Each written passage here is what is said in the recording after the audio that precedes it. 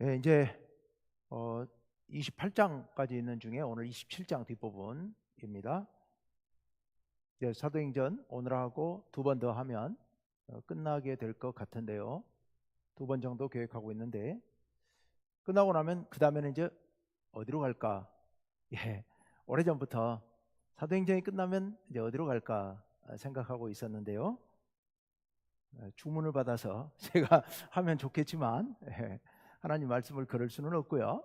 예, 지금 계획은 출애굽기를 한번 다룰 생각을 하고 있습니다.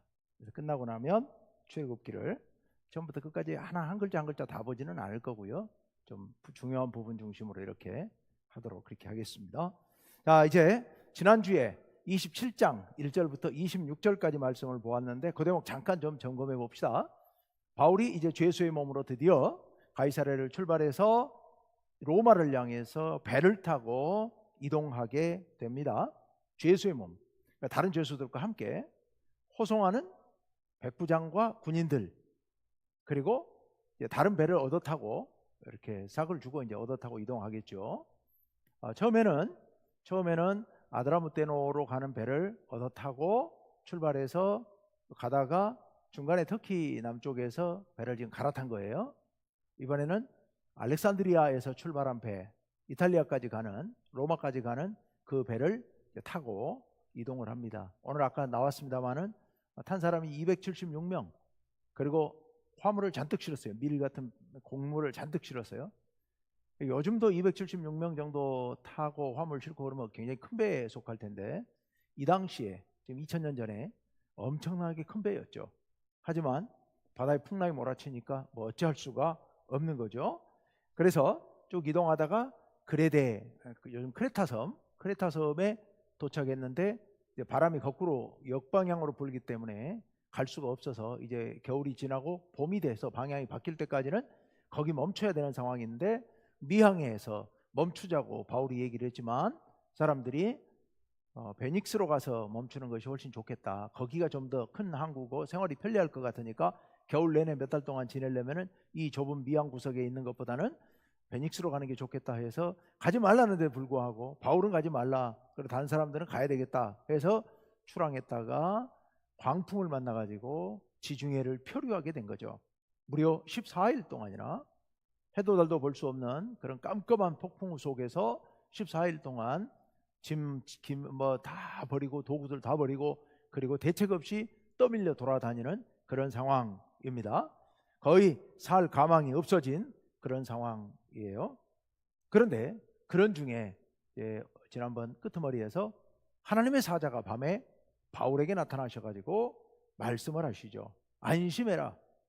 이 276명 신체에는 아무 손상이 없다. 생명에는 아무 손상이 없다. 다만 배는 또 물건은 다 버려야 될 것이다 라는 말씀을 하시면서 이 함께하는 자, 항해하는 자들 이들을 다 너한테 주셨다. 하나님이 너한테 다 맡겼다. 다른 말로 바꾸면 이런 말씀이겠죠. 너의 기도에 달려있다. 네가 어떻게 기도하고 네가 어떻게 이끄느냐에 따라서 이들의 생명이 좌우될 것이다 라고 말씀을 해 주십니다. 그러면서 바울이 사람들에게 얘기하죠. 반드시 한 섬에 걸릴 것이다.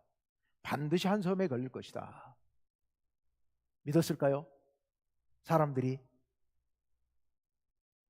믿어야죠. 여러분, 이게 지푸라기 하나라도 잡고 싶은 심정 아니었겠습니까? 우리 다 죽었다 생각하고 무려 14일 동안이나 바다에서 정말 아무 대책 없이 이렇게 떠밀려 다니는데 그동안에 아무것도 못 먹었다고 그랬거든요.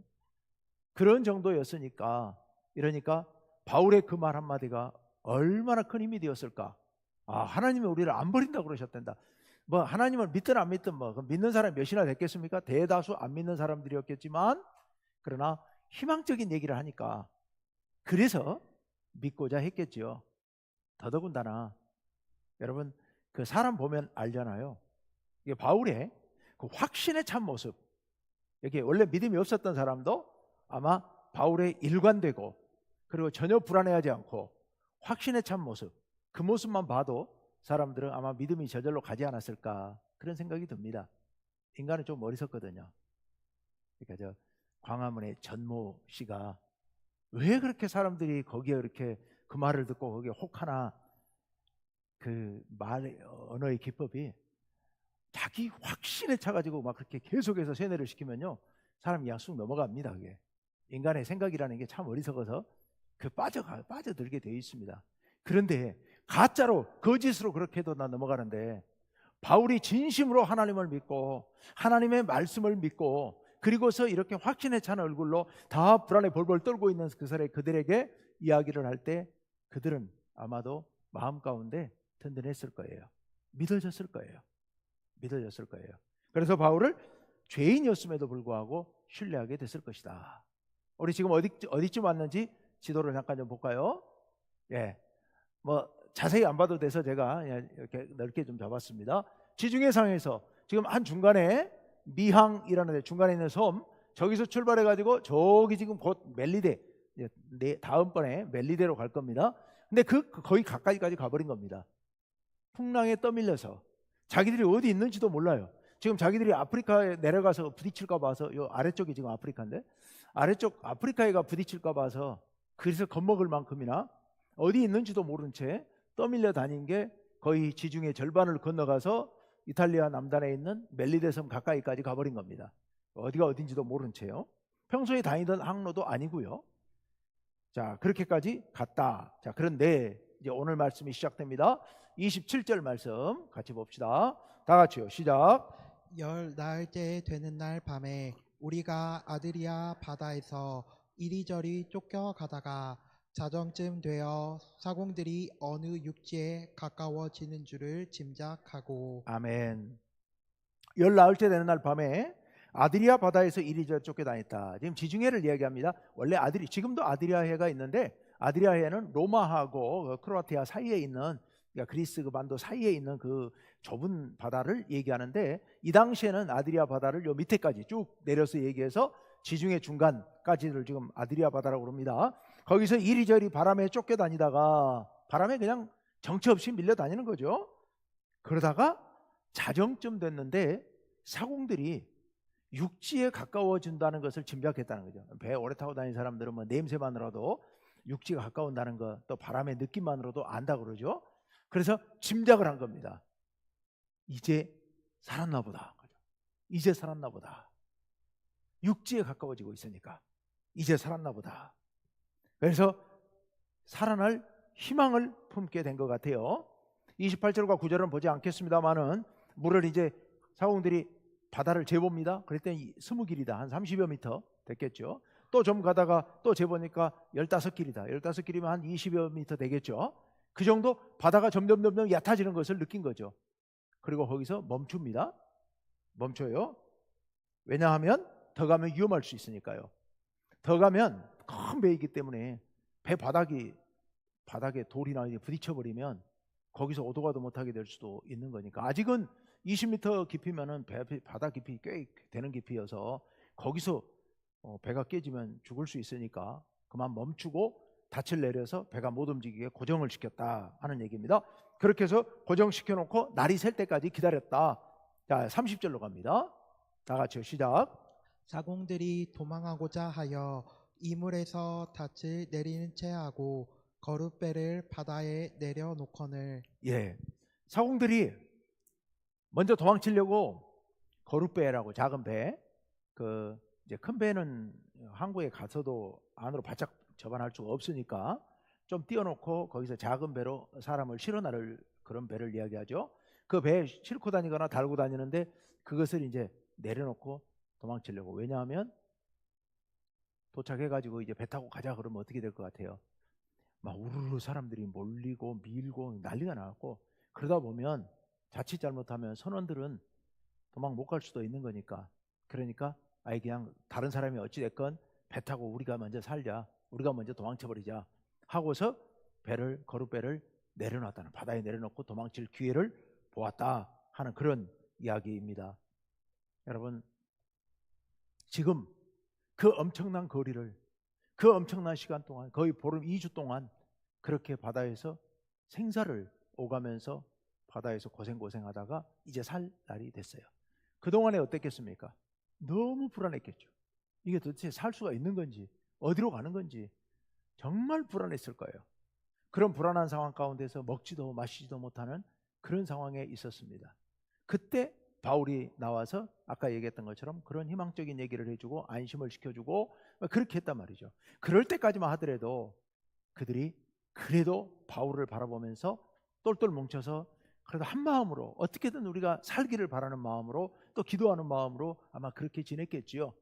그런데 막상 살 것 같은 희망이 보인 거예요. 그러니까 사공들부터 무슨 생각을 해요? 나부터 살자는 생각을 하는 거예요. 나부터 살자. 이 배는, 그리스 로마 사람들은 배는 늘 공동체를 상징하는 것으로 많이 표현을 합니다. 우리 기독교적인 얘기 아니고 일반 문학에서도 그렇게 표현을 많이 합니다. 공동체가, 우리 교회 공동체가 어떤 큰 어려움을 만나서 모두가 어려울 때 서로 힘을 모아서 마음을 모아서 함께 기도하면서 손잡고 어려움을 헤쳐나가자고 해요. 물론 먼저 빠져나가는 사람도 있겠지만 대개는 어려운 문제가 만나면 함께 기도하고 함께 마음을 모읍니다. 그런데 그러다가 뭔가 희망이 보이면, 뭔가 희망이 보여서 보이긴 하는데 그 희망이 불확실할 때, 그럴 때 사람들은 자기 살 길을 찾을 가능성이 커집니다. 그래서 공동체가 위험에 빠지든지 말든지 우선 나부터 살 길이 보이면요, 우선 나부터 살겠다는 그런 생각이 나올 수도 있습니다. 끝까지 한 마음으로 가야 되는데 그러지를 못할 가능성도 있다는 얘기입니다. 사람 마음이 참 간사해서 그렇게 될 수 있습니다. 우리들이 어려운 문제 앞에서나 또 그 어려운 문제가 해결될 기미가 보이거나 좋은 것들이 살 길이 보이거나 어떤 상황에서도 우리 마음 흔들리지 아니하고 한 마음 한 뜻이 해야 끝까지 살 수 있는 거죠. 그런데 그럴 위험성이 있다. 그래서 우리들이 늘 공동체를 특별히 사랑하고 모두를 아끼고 한 마음 한 뜻 돼. 그래야 모두가 살 수 있는 거죠. 자, 이렇게 공동체가 만약에 선원들이 여기서 거룻배를 타고 도망쳐 버렸다면, 그렇다면 배는 아수라장이 됐겠지요. 아비규환이 됐겠죠. 어떻게든 살아보기 위해서 난리 났을 것이고, 그래서 거의 대다수가 죽고 말았을 겁니다. 거기서. 자, 그런데요, 여기서 바울이 다시 움직입니다. 31절 2절을 같이 봅시다. 다 같이 시작. 바울이 백부장과 군인들에게 이르되 이 사람들이 배에 있지 아니하면 너희가 구원을 얻지 못하리라 하니 이에 군인들이 거룻줄을 끊어 떼어 버리니라. 아멘. 바울이 백부장, 군인들, 그러니까 지금 배 구성원들은 크게 보면 호송하는, 죄수들을 호송하는 군인들이 있어요. 백부장과 군인들이 있어요. 그리고 배 선주와 선장과 배 선원들이 있어요. 그리고 또 여객들도 있겠죠. 바울도 있고요. 이렇게 모여 있는데 지금 선원들이, 제일 중요한 선원들이, 내일 날이 밝으면 배를 육지 가까이 항구로 몰고 들어가야 될 선원들이 도망쳐버린, 그럼 배 못 가는 겁니다. 거기에 그 바닷 가운데 서 있어야 되는 거죠. 그런 상황에서 이거 가면 안 된다, 선원들이 도망치면 안 된다 해서 바울이 백부장과 군인들에게 이야기를 한다. 이 사람들, 이 선원들이 도망쳐버리면 우리 살 길이 없으니 안 된다고 그래서 군인들이 거룻배 줄을 끊어버렸다. 바다로 떠내려가 버리게 끊어버렸다. 자, 그리고 나서 이제 바울이 날이 샌 후에 바울의 이야기입니다. 33절 다 같이요, 시작. 날이 새어가매 바울이 여러 사람에게 음식 먹기를 권하여 이르되 너희가 기다리고 기다리며 먹지 못하고 줄인 지가 오늘까지 열 나흘인즉. 자, 바울이 이제 그 탄 사람들을 전부 위로합니다. 위로하면서 음식 먹기를 권했다. 그러면서 너희가 그동안에 이렇게 살 길을 기다리면서 음식도 먹지 못하고 완전히 금식이야 했겠습니까마는 거의 못 먹었겠죠. 그 먹을 정신이 어디 있겠습니까? 그런 상태로 벌써 2주가 됐으니 이제는 괜찮다, 이제는 살았으니 이제 먹어라 하고서 이야기를 했다는 겁니다. 그러면서 34절 시작. 음식 먹기를 권하노니 이것이 너희의 구원을 위하는 것이요 너희 중 머리카락 하나도 잃을 자가 없으리라 하고. 아멘. 이제 위로하면서 그들에게 희망을 주는 겁니다. 음식 먹기를 권합니다. 이것이 너희의 구원을 위하는 것이다. 여기서 말하는 구원은 바다에서, 배에서 빠져나가는 걸 얘기하는 거예요. 사는 걸 얘기하는 거예요. 사는 거. 그래서 이 풍랑 가운데서 사는 것, 너희 구원을 위해서, 너희가 살려면 먹어야 된다. 먹어야 육지로 갈 것 아니겠느냐 해서 먹으라고 권하면서 너희 중 머리카락 하나도 잃을 자가 없으리라. 아무도 안 다친다. 아무 문제 없이 다 구출받는다. 그러니 걱정 말고 먹자 하고 이야기를 하고요. 그러면서 35절로 갑니다. 다 같이요. 시작. 떡을 가져다가 모든 사람 앞에서 하나님께 축사하고 떼어 먹기를 시작하매. 아멘. 바울이 떡을 가지고 와가지고서 모든 사람 앞에서 하나님께 축사하고 떼어 먹었다. 꼭 성찬식 하는 것처럼. 근데 성찬식은 아니고요. 그 사람들이 믿음을 고백한 것도 아니고, 성찬식은 아니고 성찬식 하는 것처럼 하나님께 기도하고 그들 앞에서 먼저 떼어 먹으면서 먹으라고 나눠줬다는 겁니다. 그럼 비록 성찬식은 아니지만 거기 모여있는 모든 사람들은 하나님 앞에 기도하고 감사하고, 여기 감사 기도 속에는 이거 주셔서 감사한 것뿐이 아니었겠죠. 이 바다 가운데서 우리를 건져주신 하나님께 감사하면서, 그러면서 그 사람들에게 나눠 줬겠죠. 그 모든 과정을 통하여서 그들이 하나님을 믿고 흔들림 없이 나아가는 바울 자신의 모습을 통하여서 복음을 전하기를 바라고 있었던 겁니다. 여러분, 지금 바울이 이 죄수의 몸으로서 끌려가고 있는 신부님에도 불구하고 이 큰 배에서 자연스레 바울이 절대적인 지도자가 되어 있는 겁니다. 절대적인 지도자가 되어 있어요. 선장도 떨고 군인들도 떨고 이대로 죽겠구나 하고 있는 상황에서 우왕좌왕하고 선원들은 도망치려고 그러고, 이런 상황 가운데서 바울은 정말 태산처럼 든든하게 서서 하나님께 기도하고 담대하게 외치고 안심시키고 기도하고 떼먹고 나눠주고. 여러분, 이게 진정한 지도자의 모습입니다. 진정한 지도자의 모습. 어떤 시련, 어떤 어려움 속에서도 지도자 흔들리면요, 다 흔들리는 거예요. 지도자 흔들리면 사실 지도자가 겁먹으면 다 겁먹습니다. 밑에 사람들은. 그래서 여러분들이 신앙의 지도자들로서, 하나님을 믿는 사람들로서 여러분들이 어떤 상황에서도 흔들림 없이 담대하게 나아갈 수 있어야 됩니다. 마음은 비록 우리도 똑같은 인간이니까 연약할 수 있습니다. 그렇지만 우린 하나님을 믿기 때문에 하나님을 믿는 믿음으로 담대하게 그렇게 나아가야, 그래야 그 많은 사람들이 믿고 안심하고 따를 수가 있는 거죠. 바울이 지금 뛰어난 지도자의 모습을 보여주고 있습니다. 위기 앞에서도 조금도 흔들리지 않는 그런 지도자로서요. 그래서 그들에게 이렇게 이제 예수 믿는 모범까지도 보여주고 있죠. 자, 그러자 반응이 나타나는데 36절 7절 다 같이요. 시작. 그들도 다 안심하고 받아 먹으니 배에 있는 우리의 수는 전부 276명이더라. 아멘. 그들도 다 안심하고 받아 먹었다. 지금까지 아무것도 못 먹던 사람들이 드디어 마음을 열고 이제는 안심하고, 이제는 살았구나, 진짜 살았나 보다 하고서 받아 먹었다. 그래서 276명이 이렇게 되었다라는 것을 얘기하고 있습니다. 그 사람들이, 그 배에 탄 사람들이 바울의 말을 전적으로 신뢰하고, 그리고 바울이 지금까지 했던 얘기, 우리 곧 섬에 도착한다 라고 전에 얘기했던 것들이 다 진실임을 믿게 된 거죠. 믿고 바울의 말을 듣게 되었다는 겁니다. 자, 그래서 이제 38절, 9절, 40절은 읽지 않고 제가 볼게요. 그래서 이제 배불리 먹고 먹을 식량까지 다 내버립니다.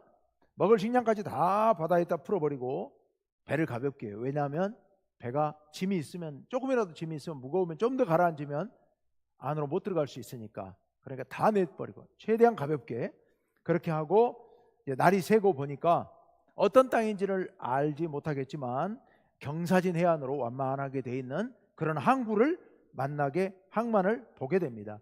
그래서 그쪽으로 배를 대기로 의논하고 이제 묶어놨던 닻을 풀고 끊어버리고, 그리고 배를 안으로 몰고 들어가는데, 문제는 조금 들어가다가 못 들어가게 됩니다. 그게 41절. 41절. 네, 다 같이 읽습니다. 시작. 두 물이 합하여 흐르는 곳을 만나 배를 걸매 이 물은 부딪혀 움직일 수 없이 붉고 고물은 큰 물결에 깨어져 가니. 예. 배가 들어가다가 물이 양쪽에서 흘러서 만나는 곳에 바닥에 양쪽에서 바다 물이 이렇게 물결이 흐르다 보니까 여기 모래가 쌓여가지고 모래가 쌓여서 있는데 거기에 배가 가서 들이받은 겁니다. 배를 모래밭에. 그래서 여기 지금 두 물이 합하여 흐르는 곳을 만나 배를 걸매 이 말을 이제 지금 요즘 번역에서는 모래톱에 배가 박혀버렸다는 겁니다. 머리가 박혀버린 거예요. 그래서 이물이 뭐 뱃머리가 모래톱에 박혀서 움직일 수가 없고, 그리고 고물 배 뒷전 배꼬리 부분은 양쪽에서 들이치는 파도에 배가 깨져가고 있었다라고 얘기를 하고 있습니다. 배가 깨져갔다. 자, 그래서 그 순간 또다시 위험이 닥칩니다. 이번에는 바울에게 위기가 닥칩니다. 42절 다 같이요. 시작. 군인들은 죄수가 헤엄쳐서 도망할까 하여 그들을 죽이는 것이 좋다 하였으나, 군인들이 이제 여기서 육지로 빠져나가야 되는데 이제 거의 육지에 다 왔으니까 모래톱이 있고 이러니까, 근데 여기서 죄수들이 도망치면 자기들이 책임져야 될 것 같으니까 죄수들을 다 죽여버리자고 그렇게 이야기를 한 겁니다. 바울이 지금 죄수 신분이니까 여기까지 왔다가 바울이 죽을 수도 있는 그런 상황이죠. 어이없는 일이죠. 이렇게 우왕좌왕하는 상황에서는 제정신들이 아니기 때문에 자칫 한두 사람의 선동으로 인해서 이런 일들은 얼마든지 벌어질 수 있는 일이고, 그런 잘못된 실수는 오판은 수시로 있는 일이죠. 전쟁통에 점령군들에게 포로들은 이건 그 파리 목숨이잖아요. 지금 이 호송 군인들에게 죄수들 이거 파리 목숨이죠. 그냥 자기들이 죽이려고 하면 죽일 수 있다고 생각하니까 이런 말을 한 겁니다. 자, 그런데 이런 얄팍한 계산에 지금 목숨이 위험에 처해 있는 바울. 자, 그런데요 43절을 봅시다. 다 같이 시작. 백부장이 바울을 구원하려 하여 그들의 뜻을 막고 헤엄칠 줄 아는 사람들을 명하여 물에 뛰어내려 먼저 육지에 나가게 하고. 아멘. 백부장이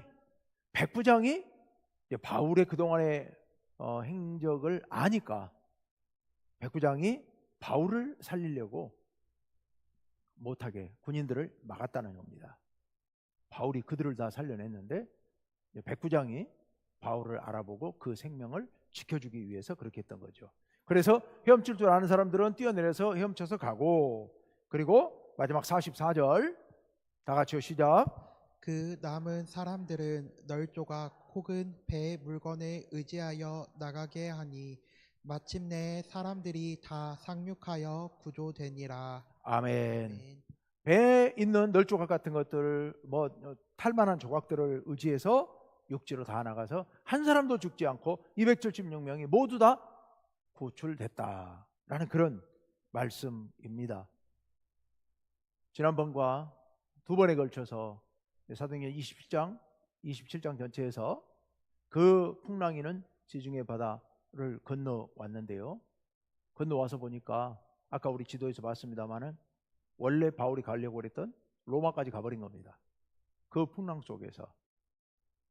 그렇게 고생 안 하고 수월하게 갔으면 얼마나 좋았겠습니까? 그런데 그 풍랑을 만나서 그렇게 죽을 똥살똥 고생하면서 갔어야 했나, 그런 생각도 들죠. 그런데 그 과정을 통하여서 아마 편안하게 그렇게 갔으면 절대로 할 수 없었던 그 276명의 사람들 앞에서 하나님이 어떤 분이신지, 바울이 믿는 그 바울의 신앙이 어떤 신앙인지 그들에게 생생하게 보여준 거죠. 그들이 다 그 자리에서 예수 믿었다는 얘기는 없습니다. 그렇지만 아마 많은 수는 예수님을 믿게 되지 않았을까. 어딘가에선가 기회가 된다면, 나중에 이제 제 살 길을 찾아 흩어졌겠지만 어딘가에서 예수님을 믿는 전도하는 사람을 만난다면 그가 예수님을 믿게 되지 않았을까, 그런 생각을 합니다. 하나님께서 이 항해를 통하여서 그 많은 생명들을 바울에게 주신 거죠. 하나님의 구원 계획에 따라서 다 구원받는 그런 역사가 일어났을 줄로 또한 믿습니다. 오늘 이 이야기를 마무리하면서요, 여러분 아까 말씀드렸던 것처럼 우리 교회 공동체가 마치 이런 배와 같습니다. 우리가 가다 보면 원치 않는 풍랑을 만날 수 있습니다. 늘 말씀드리지만 예수 믿으니까 우리에게는 아무 일이 안 일어나면 참 좋겠지만, 그러나 그럴 일은 없습니다. 세상에 모든 삶 가운데는 언제나 풍랑은 일게 마련입니다. 끊임없이 파도가 들이칩니다. 파도가 치지 않은 바다는 죽은 바다예요. 살아있는 바다는 끊임없이 파도가 치고 풍랑이 일게 되어 있습니다. 문제는 그 풍랑을 어떻게 헤쳐나가느냐의 문제입니다. 오늘 바울처럼 그런 풍랑 가운데서도 믿음으로 담대하게 싸우고 나아가면 결국은 풍랑을 헤치고 나가며 또한 그 가운데서 하나님의 역사를, 하나님의 계획을 이루어가게 될 줄로 믿습니다. 우리가 또 한 가지 깊이 기억해야 될 것은 하나님께서는 이 풍랑까지도 다스리시는 분이시라는 사실입니다. 하나님께서는 풍랑까지도 다스리시는 분이에요. 그 하나님을 믿고 나아가야 될 줄로 믿습니다. 또 공동체가 이런 풍랑을 만날 때, 위기를 만날 때 여러분 지도자들의 자세가 대단히 중요하다. 늘 말씀드립니다마는 우리 교회의 지도자는 제가 일단은 표면적인 지도자입니다마는 여러분 한 사람 한 사람이 다 기도의 지도자들입니다. 여러분 목장에, 여러분 교구에, 여러분 교회 학교에 여러분들이 다 지도자들입니다. 여러분 가정의 지도자들입니다. 여러분이 믿음 안에 굳게 서서 나아갈 때 여러분의 공동체가 여러분을 믿고 따라올 수가 있는 겁니다. 제가 교회 학교 교육을 하면서 이렇게 쭉 오랫동안 지켜보면 자녀들의 신앙은 거의 부모 신앙 따라가 버립니다. 아무리 교회 학교에서 잘 교육을 잘 시켜도 결국 부모 신앙 따라가 버린 경우를 수도 없이 봅니다. 물론 다는 아니에요. 다는 아닙니다만은 그래서 부모들이 정말 어떤 신앙의 모습을 보여주느냐 하는 것은 굉장히 중요합니다. 부모들은 가정의 지도자들입니다. 신앙의 지도자들입니다. 여러분 진실된 신앙의 모습을 보여주시길 바랍니다. 표면적으로 교회 잘 다니고 교회에 와서 어떻게 봉사하고 직분이 뭐고 이건 중요하지 않고요. 그게 중요한 게 아니고요. 자녀들은 가장 가까이서 부모를 보잖아요.